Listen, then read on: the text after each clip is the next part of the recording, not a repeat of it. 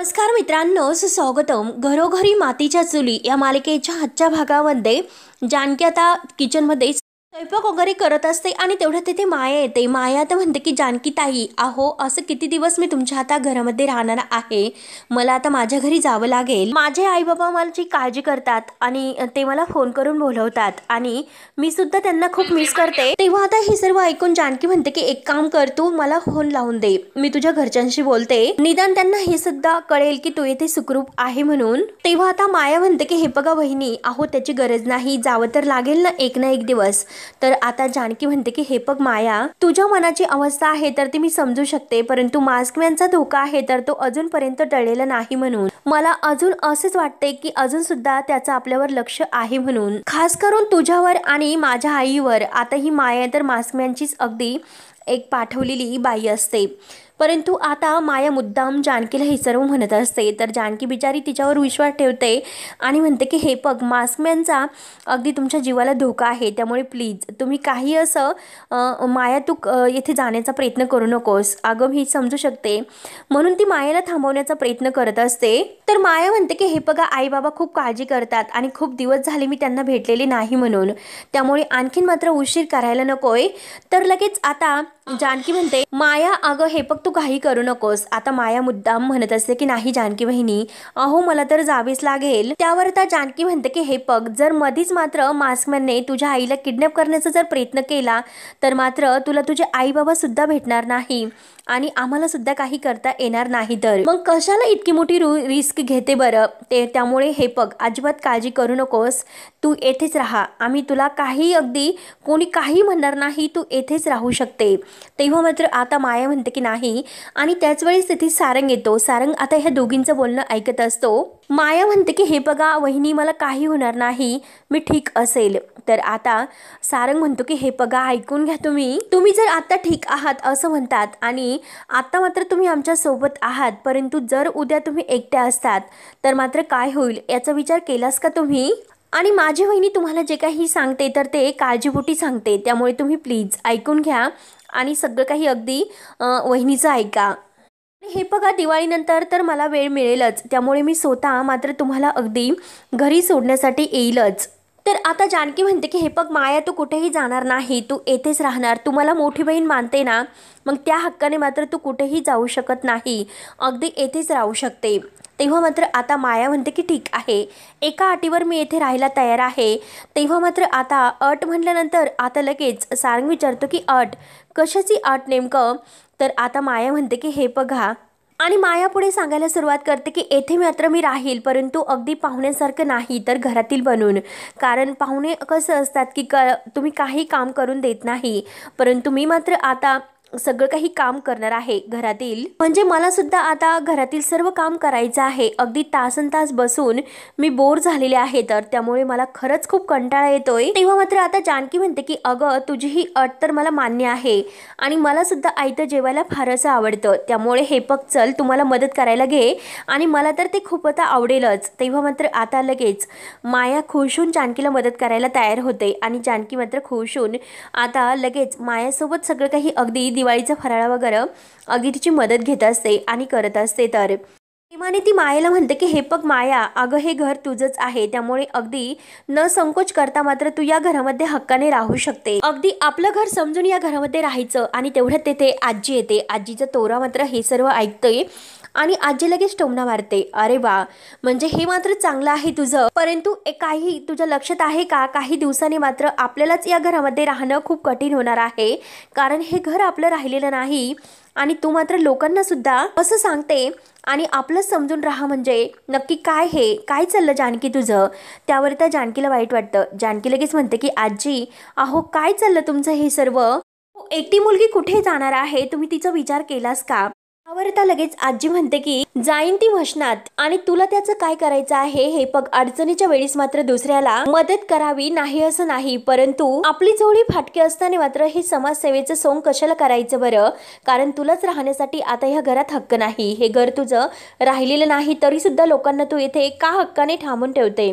अगं या तुझ्याच घरामध्ये तुला आता कुठे राहायचं आहे हे तुला ठरवावं लागेल. तेव्हा मात्र आता सारंग लगेच आजीसमोर येतो आणि आजीला म्हणतो की आजी, तुझ्या ताटातील काढल्यासारखं अगदी दुसऱ्याला वाढल्यासारखं का करते तू? त्यावर आता आजी म्हणते की हो ना, कारण तुम्हाला तर तुमच्या आजीपेक्षा बाहेरची माणसं आता जवळची झालेली आहेत. तर त्यावर आता सारंग लगेच म्हणतो की आजी, तू एक काम कर, तू देवघरामध्ये जा आणि देवघरामध्ये जाऊन मात्र ध्यानस्थ बस, म्हणजे आमचं डोकं सुद्धा आता इथे काम करेल, मध्ये आम्हाला अडथळा येणार नाही. तेव्हा आता आजीला राग येतो. आजी म्हणते की हो, मी जे काही बोलते तुला आवडत नाही का, खटकते का तुला? तर सारंग म्हणतं की हो हो.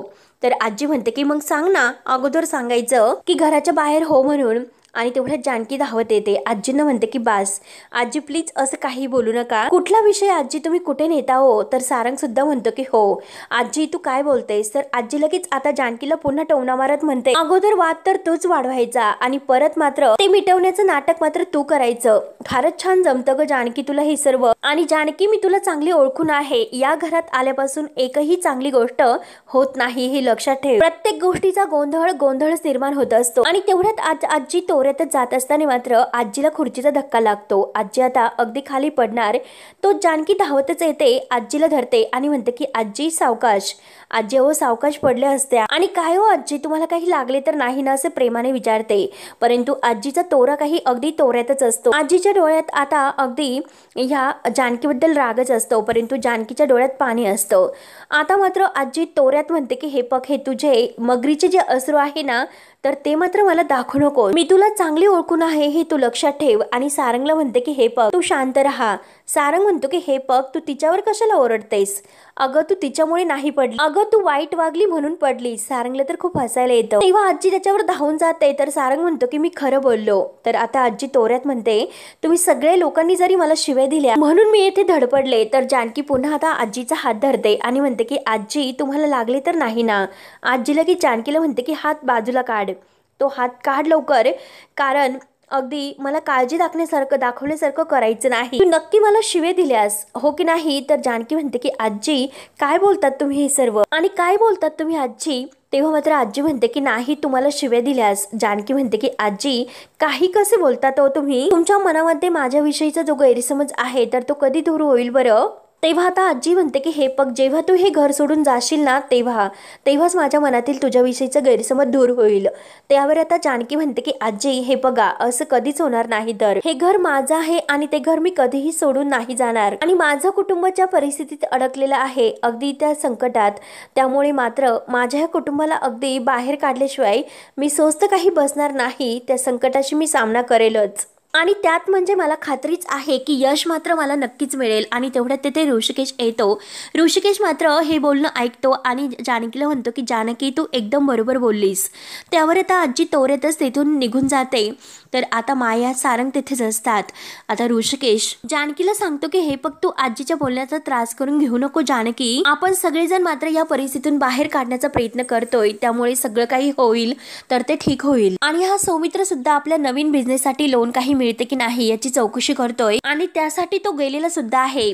तेव्हा मात्र आजी आता हे बोलणं ऐकत असते आणि हे बोलणं ऐकून आजीला तर धक्काच बसतो. तर आता ऋषिकेश सांगत असतो की तो बाहेर गेलेला आहे एका ठिकाणी चौकशी करण्यासाठी, बघूयात की काय होते ते. आता ऋषिकेश सांगतो की हा बिझनेस जेव्हा आपण उभा करू आणि त्या बिझनेसच्या परिस्थितीतून जो काही आपला फायदा होईल, त्यातून ह्या परिस्थितीचा आपण हळूहळू अगदी त्यावर मात करू आणि सगळं काही वैभव पुन्हा आपल्या रणदिव्यांचं परत मिळू. तेव्हा मात्र आता आजी हे सर्व ऐकून लगेच ऐश्वर्याला फोन करते. ऐश्वर्या फोन करून विचारते की बोला ना आजी, काय होतं काम? तर आजी विचारते की काय, कशी चालली तुझी दिवाळी? ऐश्वर्या तोरेतच म्हणते की काय आजी, कशी चालली तुमची दिवाळी? त्यावर आता आजी म्हणते की हो ना, अगं तुला खूप पैसा अडका मिळालेला आहे, त्यामुळे तुझी जी दिवाळी आहे तर ती मस्तच होणार. भारी भारी दागिने तू घातले असतील आणि उंची उंचीच्या साड्या तू नेसली असतील. ऐश्वर्या म्हणते की हो नेसले, मग त्यात काय? तर आजी आता हसून म्हणते की अगं त्यात काही नाही, असे नाही. अगं मी तुला काय म्हटलं, मी तुला मदत करत असते, मग माझ्यासाठी सुद्धा तू काहीतरी गिफ्ट तर देशील ना? आणि ऐश्वर्या विचारते की अहो आजी, मी तुम्हाला जे काम सांगितलं होतं ते काम झालं का? तर आजी आता तोंड पाडून म्हणते की नाही ग, अजूनपर्यंत नाही झाले. तर ऐश्वर्या म्हणते की हे बघा, जे काम मी तुम्हाला सांगितलेलं आहे ते काम तुम्ही पूर्ण करा, मग मी तुला मला जे काही हवं आहे तर ते देते. तेव्हा आजीचा चेहरा लगेच पडतो. त्यावर आता ऐश्वर्या पुन्हा विचारते की तुम्ही फोन कशासाठी केला होता? आणि बाय द वे रणदिव्यांचे तर 3:13 वाजले असतील. आजी लगेच म्हणते की अगं नाही ग, आता मात्र ते रणदिवे अगदी कोणत्या कातड्याचे बनलेले आहे माहिती नाही, कारण इतकं मोठं संकट त्यांच्या डोक्यावर आले असताना सुद्धा त्यांच्या चेहऱ्यावर कोणतीही अशी काळजी आणि चिंता नाही. अगदी हसून खेळून मात्र दिवाळी साजरी करतात. अगं फोटो काय काढतात, खिदळतात काय, अगदी एन्जॉय काय करतात आणि एकमेकांना ओवाळतात काय. अगं काय काय आहे इथे ऐश्वर्या विचारू नकोस. आणि ती मिठाई आहे तर ती अगदी तोंड भरून भरून भरून अगदी एकमेकांना ते देतात सुद्धा. तेव्हा आता हे ऐकल्यानंतर ऐश्वर्याला धक्का बसतो, तिला राग येतो. म्हणजे मी आतापर्यंत इतकं सर्व काही करून सुद्धा त्याचा काही उपयोग झालेला नाहीच का. तेव्हा आजी म्हणते की हो अगं नाही, काहीच नाही.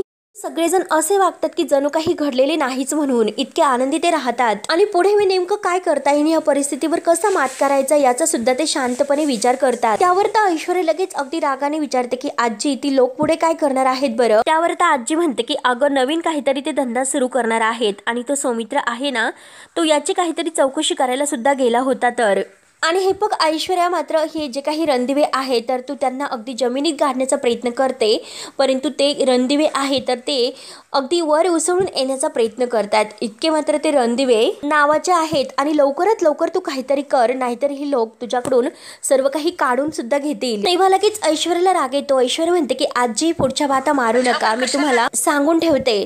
तर आजी म्हणते की ऐश्वर्या अगं तू माझ्यावर कशाला रुबाब दाखवते. तेव्हा मात्र आता ऐश्वर्याला आजीचा राग येतो, पण तरी सुद्धा आता खबर काढून घेण्यासाठी आजीला हसून म्हणते की सॉरी माझी गुंडी आजी आहात ना तुम्ही, तुमच्यावर नाही हो रागवले मी, जानकीवरच्या रागाने मी तुम्हाला ही सर्व बोलले. तर आजी म्हणते की ठीक आहे. तर ऐश्वर्या पुन्हा विचारते की आजी तुम्ही नक्की काय म्हणलात, कोणता बिझनेस. आणि हे बघा ते रणदिवे आहेत ना, त्यांच्या चेहऱ्यावरचा तर आनंद मी हिसकावून घेणारच. आणि ती लोक आता म्हणतात की बिझनेस सुरू करणार आहेत ना, तर आजी म्हणते की हो. आणि त्या लोकांना अगदी लोन काही मिळणार नाही, कारण जे काही त्यांना लोन ठेवायचे आहे तर अगदी पैसा वगैरे दागिने सगळं काही त्यांच्याकडे नाहीच. त्यामुळे ते काय करू शकतात, अगोदर पैसा वगैरे सर्व काही लागते, मगच आपल्याला लोन मिळू शकते. आणि हे सर्व मिळवणं खूप कठीण आहे, त्यामुळे ते कोणता असा बिझनेस सुरू करू शकतात. तर त्यावर आता आजी सांगते की अगं ऐश्वर्या तरी सुद्धा त्या लोकांनी काही शक्कल लढवली तर मात्र तू काय करणार बरं. तेव्हा ऐश्वर्या म्हणते की हे बघा त्या लोकांना मात्र मी तोंडावर पाडल्याशिवाय शांत नाही बसू शकत, त्यामुळे आजी तुम्हाला कळेलच. आणि डोंट वरी करून ती मात्र आता फोन ठेवून देते. आजींना मात्र आता अगदी राग येत असतो की ऐश्वर्या आपलं ऐकून सुद्धा घेत नाही आणि लगेच फोन ठेवून देते. तर आणि हे बघ ऐश्वर्या तू त्या जानकीला असं काहीतरी तोंडावर पाड की मात्र तिचे सगळे दातच घशात गेले पाहिजे. तर इकडे ऐश्वर्या सुद्धा आता ह्या आजीचं बोलणं ऐकून तिला समजते की नक्की हे रणदिवे आहे तर ते बिझनेस सुरू करतात. मग आता मात्र आपण त्यासाठी काहीतरी प्लॅन करायला हवा, त्यांना तोंडावर पाडण्यासाठी, याचा ती आता विचार करते. त्यानंतर आता इकडे सौमित्र आणि अवंतिका हे एका म्हणजे साहेबांकडे आलेले असतात. काही लोन त्यांना मिळते की नाही हे अगदी चौकशी करण्यासाठी. तेव्हा मात्र आता ते साहेब म्हणत असतात की हे बघा सौमित्र रणदिवे, तुम्हाला मी बँकेच्या अकाउंटमधून काही कर्ज दिलं असतं, परंतु रणदिव्यांच्या सगळ्या प्रॉपर्टीवर आता जे काही बँकेचे अकाउंट सुद्धा आहे तर ते सील केले गेलेले आहे. त्यामुळे तुम्हाला आता हा म्हणजे जो व्यवहार आहे तर तो नाही करता येऊ शकणार. म्हणतात की त्यात तुमचे केस सुद्धा सुरू आहे, मग तुम्ही काय करणार आहेत बरं. तर आता अवंतिका म्हणते की अहो तुम्ही असं का करता, आणि तुमच्या बँकेसाठी मात्र रणदिव्यांचं नाव काही नवीन नाही तरी सुद्धा तुम्ही का असं करता. तेव्हा आता तो साहेब म्हणत असतो की हे बघा मॅडम तसे नाही, कारण आता मात्र बँकेचं हे जे काही लोन आहे तर ते सगळ्यांसाठी सारखंच असतं आणि काही प्रोसिजर वगैरे आहे म्हणून मी तुम्हाला म्हणतो. तेव्हा आता लगेच सौमित्र म्हणतो आम्ही कंपनीचे जे काही रेकॉर्ड्स आहे तर ते सुद्धा अगदी टॅक्स वगैरे सगळं काही भरतो आणि आमच्या कंपनीचे रेकॉर्ड बघून आता हे सुद्धा आता बँकच्या लक्षात आले पाहिजे की आम्ही हे लोन फेडू शकतो म्हणून. तेव्हा मात्र आता ते साहेब म्हणत असतात की हे बघा मला नाही वाटत की हे सर्व वर्क होईल म्हणून, कारण व्हेरिफिकेशनच्या वेळी सगळं काही अगदी व्हेरिफिकेशन केले जाते आणि त्यात म्हणजे तुमच्यावर अगोदर कर्ज आहे आणि हे कर्ज तुम्ही फेडलेले नाही, मग तरी सुद्धा हे कर्ज तुम्ही कशावरून फेडताल असं ग्राह्य धरलं जाईल. हे कर्ज घेताना मात्र तुमच्याकडून काही लॉस वगैरे झाला आणि तुम्ही ते कर्ज नाही फेडू शकले तर मग. त्यावर आता अवंतिका म्हणते की अहो साहेब आमच्यावर विश्वास ठेवा, आम्ही तसं नाही होऊन देणार. तेव्हा ते साहेब म्हणतात की हे बघा हा बिझनेसचा विषय आहे आणि बिझनेसमध्ये असं काही होत नाही, कुठेही आता लॉस होऊ शकतो, त्यामुळे मला माफ करा, आम्ही तुम्हाला लोन नाही देऊ शकत. आणि ते साहेब सॉरी बोलून आता निघून जातात. तर अवंतिका आणि सौमित्र यांचे चेहरे पुन्हा पडतात, कारण आता नक्की कोणताही पर्याय आपल्यासमोर शिल्लक नाही. काय करायचं, यातून कसा मार्ग काढायचा हा प्रश्न त्यांच्यासमोर उभा असतो. आणि दोघे आता घरी येतात तर जानकी आणि सारंग भाऊजी वाटच बघून पाहून असतात. त्या दोघांना आलेलं बघून जानकी विचारते की सौमित्र भाऊजी काय झाले तर. आणि तेवढ्यात ऋषिकेश बाहेर येतो. तर सौमित्र आता ऋषिकेशला म्हणतो की दादा हे बघ, अरे कोणी आपल्याला लोन नाही देत. एखादा छोटासा बिझनेस जरी सुरू करायचा म्हटला तर कमीत कमी आपल्याकडे 25 लाख तरी असायला हवेत. आणि एकतर ऑलरेडी आपल्यावर इतकं कर्ज आहे, त्यामुळे कोणी 25 लाख सुद्धा द्यायला तयार नाहीत. मला नक्की काय करायचं हेच कळत नाही. तर जानकी म्हणते की हे बघा सौमित्र भाऊजी, तुम्ही काही काळजी करू नका, सगळं काही व्यवस्थित होईल, म्हणून काहीतरी आपल्याला त्यातून मार्ग निघेलच. त्यावर आता ऋषिकेश म्हणतो की हो, तो मार्ग मात्र लवकरात लवकर निघायला पाहिजे, आपल्याकडे वेळ फार कमी आहे. तेव्हा सारंग म्हणतो की हो ना दादा, कारण आपल्याच घरातून आपल्याला बाहेर पडण्याची वेळ यायला नकोय. आणि तेवढ्यात नाना हे बाहेर येतात. नाना म्हणतात की ते वेळ आपल्यावर नाही येणार. त्यानंतर आता एक फाईल नाना घेऊन आता येतात आणि नाना मात्र ऋषिकेशला म्हणतात की ही फाईल कोणती आहे तुला माहिती आहे का. तर ऋषिकेश म्हणतो की नाही. तर आता नाना म्हणतात की अरे सुमित्राची आता तिच्या माहेरला 10 एकर जमीन आहे, तर त्याची ही अगदी फाईल आहे. त्यामुळे आपण एक काम करू, ही शेतजमीन आहे तर ती गहाण ठेवू आणि त्या जमिनीवर आपण कर्ज घेऊ शकतो. तेव्हा आता ऋषिकेश म्हणतो की नाना अहो तुम्ही हे सर्व काय बोलतात, आईची जमीन आपण कशी गहाण ठेवणार आहोत. त्यावर आता नाना म्हणतात की त्याला काय अर्थ आहे, कारण जी शेतजमीन आहे तर ती आपण विसरूनच गेलो होतो. अरे आपण जरी तेथे शेतजमीन करत नसलो जाऊन, तरी सुद्धा ही आपल्या मालकीचीच आहे, आपण त्यावर कधीही काही पण करू शकतो. त्यावर आता अवंतिका विचारते की यावर आईंचं काय म्हणणं आहे. तर नाना म्हणतात की तिचं काही म्हणणं नाही, म्हणूनच तिने स्वतःहून ही फाईल मला दिली. ती असं म्हणाली की मला माझ्या मुलांच्या चेहऱ्यावर जी चिंता आहे ती नाही बघवत, ही फाईल घ्या आणि या शेतीचं तुम्हाला जे काही करायचं असेल ते तुम्ही करू शकता, असे सुमित्राच मला म्हणाली. त्यावर आता हे सर्व झाल्यानंतर जानकी म्हणते की नाना हे बघा, प्रत्येक आईचा आपल्या मुलावर जीव असतो, त्यांना जो काही त्रास झालेला आहे तो आपल्या आईला नसतो बघवत, म्हणून आपण त्या आईचा विचार करायचा नाही असं आहे का. आपल्या सगळ्यांनाच माहिती आहे की ती जमीन आहे तर ती आईसाठी किती महत्वाची आहे. आईचं लहानपण आणि अगदी लहानपणाच्या आठवणी त्या जमिनीशी जोडल्या गेलेल्या आहेत, तर ती जमीन आपण कशी गहाण ठेवायची बरं. त्यामुळे नाही नाना, मला हे नाही पटत. म्हणून जानकी मात्र आता ही जमीन आहे तर ती गहाण ठेवायला नकार देते. त्यावर आता लगेच सारंग म्हणतो की वहिनी तू एकदम बरोबर बोलतेस, कारण त्या जमिनीवर आईचं जेवढं प्रेम आहे त्यापेक्षा जास्तही प्रेम आता आमच्यावर आणि या घरावर आहे. म्हणूनच आईने इतका मोठा निर्णय घेऊन ती या सर्वाला तयार झाली असेल तर. परंतु हे बघा नाना, आमच्याच्याने हे नाही होणार, आम्ही हे नाही करू शकणार. किंवा मात्र आता सौमित्र सुद्धा तेच म्हणतो की नाना हे बघा, सारंग जे काही म्हणतो ते एकदम बरोबर आहे, हे सर्व करण्याची गरज नाही.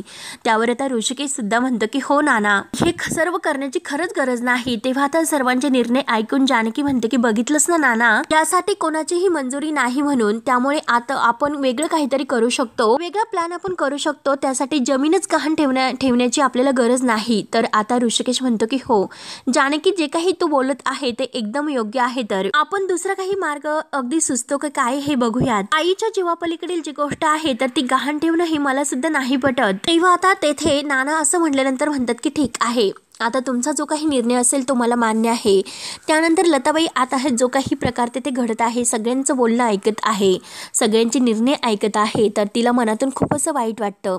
लताबाई मनात म्हणते की खरंच माझी एक चूक मात्र या लोकांना अगदी किती विचारात पाडलेला आहे, सगळ्यांचे चेहरे अगदी पडून गेलेले आहेत आणि ह्या सगळ्यांना याचा खरंच किती त्रास होतो याचा तर लताबाईला खूप आता वाईट वाटतं. आणि ही ती चूक नाही, मी तर एक खूप मोठं पाप केलेलं आहे, पाप. त्यानंतर आता नाना ती फाईल घेऊन आता आत येतात. तर सुमित्रा लगेच नानांना विचारते की काय हो, काय झाले, मुलांनी ती फाईल घेतली की नाही. तर नाना म्हणतात की नाही सुमित्रा. तर सुमित्रा विचारते की का.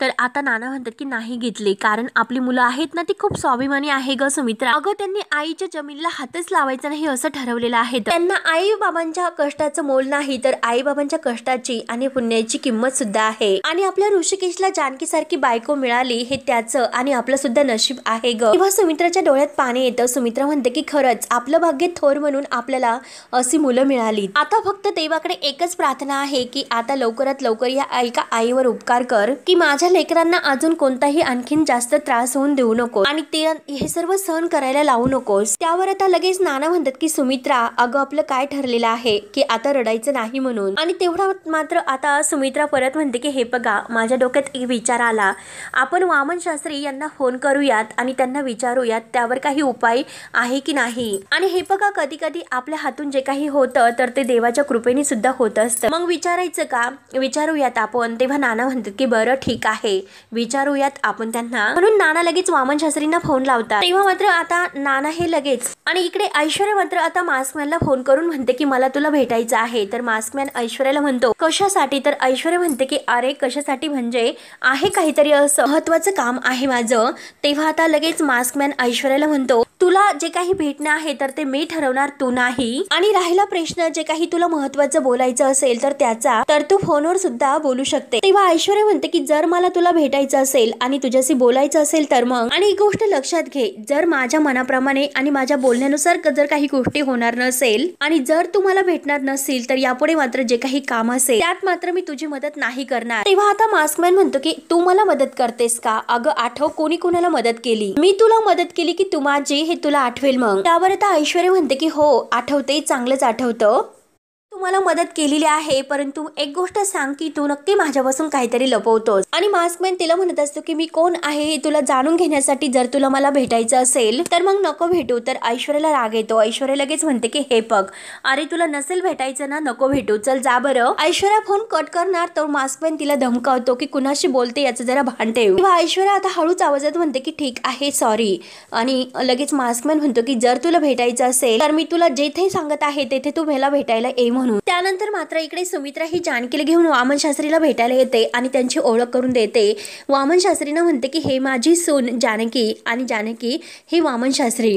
तर आता सुमित्रा म्हणते की मी जानकीला येथे घेऊन आले कारण आमच्या हातून काय चूक झाली, कोणता असा गुन्हा घडला, नक्की अशी कोणती चूक घडलेली आहे की ती आम्हाला दुरुस्त करता येईल, त्यावर काही उपाय असेल तर सांगा. किंवा मात्र आता वामन शास्त्री म्हणतात की हो हो सुमित्रा, अगं जरा तुझ्या भावनांना आवर घाल, तू जिला येथे घेऊन आली ना तिच्या मुखातून मला हे सर्व ऐकायचं आहे, तर जे तिच्या मनामध्ये असेल ते. त्यावर आता जानकी म्हणते की नाही शास्त्री बुवा, अहो माझ्या मनामध्ये तसं काही नाही. खरं तर माझ्या कुटुंबियाच्या पत्रिकेत काय आहे हेच अगदी जाणून घेण्यासाठी आम्ही येथे आलो. तर तुम्ही जरा पत्रिकेत बघून सांगतान का भविष्यामध्ये काही प्रॉब्लेम आहे का. मात्र आता लगेच वामन शास्त्री म्हणतात की अगं भविष्यात प्रॉब्लेम नाही तर भूतकाळामध्ये आहे. अगं तुझा भूतकाळच आहे की जो काळ बनून तुझ्या मानगुटीवर बसणार आहे. तर अगं बसणार आहे कसला, बसलेला आहे असं समज. तेव्हा आता हे ऐकून सुमित्रा आणि जानकीला खूप मोठा एक धक्का बसतो. जानकी म्हणते की काय बोलतात शास्त्री, माझा भूतकाळ काळ बनून तो मानगुटीवर बसला म्हणजे नक्की काय आहे याचा अर्थ. आणि हे बघा शास्त्री बुवा, जे काही आहे ते स्पष्ट बोला, असं कोड्यामध्ये बोलू नका. तर आणि हे बघा नक्की माझ्या भूतकाळामध्ये काय आहे की ज्याच्यामुळे माझ्या कुटुंबावर इतकं मोठं संकट ओढवलं गेलं. तेव्हा मात्र आता शास्त्री बुवा म्हणतात की तुझ्या हातून असं काहीतरी घडलेलं आहे, कदाचित अगदी ताण तणावामुळे. हे ऐकून जानकीला धक्का बसतो. जानकी म्हणते की काय. तर आता शास्त्री बुवा म्हणतात की हो, कर्मावर विश्वास ठेव आणि काही वेळेस मात्र माणसाच्या हातून असे काहीतरी कर्म घडतात की ज्याच्या हातून घडायला नकोत आणि त्याच्या जे काही झळ आहे तर ती आपल्याला खोलवर होते